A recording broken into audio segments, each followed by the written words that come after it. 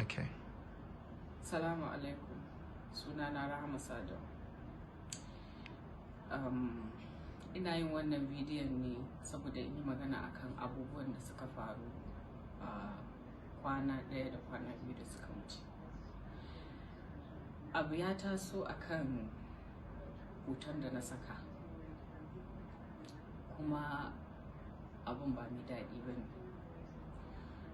Kuma duk wanda ya sani yake bi na ya san cewa ba zan taɓa yin abin nan har cikin zuciyata ba kuma da niyyar, ban kuma saka wannan hoto da niyyar abin da ya faru ba.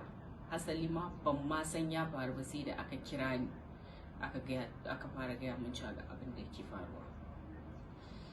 Ni musulma ce, iyayena musulmai ne, dangina gaba ɗaya musulmai ne. Ba zan taɓa yin wani abu da zai taɓa musulunci ko kuma manzon Allah sallallahu alaihi wasallam.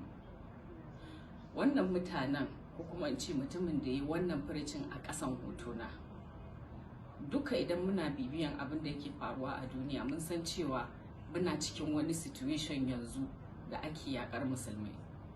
So mutum yana neman wani gaba ne kawai da zai samu ya ci mutuncin musulunci, sai kuma kaddara ta fada a kan hotona.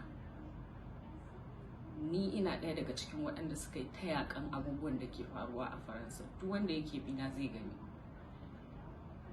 Ni ba mahaukaciya ba ne, ba ni da dalilin da zai sa in yi supporting ko kuma in bi wannan abin da wancan ya je rubuta a ƙasan hotona. Amma dai kaddara ya riga fata. Duk ma dai abin da ya faru ne a dalilina.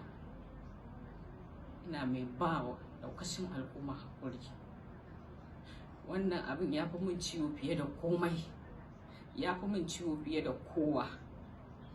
Don Allah a yi haƙuri, Allah ya kare.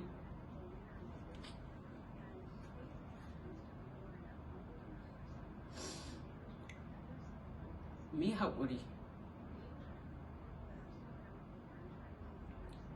mu dinga yi wa juna adalci.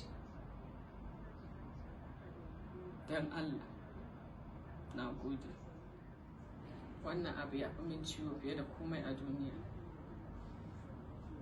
Ina ba wa ɗaukacin Hausawa, abokan aikina da musulmai gaba ɗaya na duniya haƙuri akan abin da ya faru. Kuma in Allah ya yarda hakan ba za ta taɓa faruwa ba, ba zai sake faruwa ba in Allah ya yarda.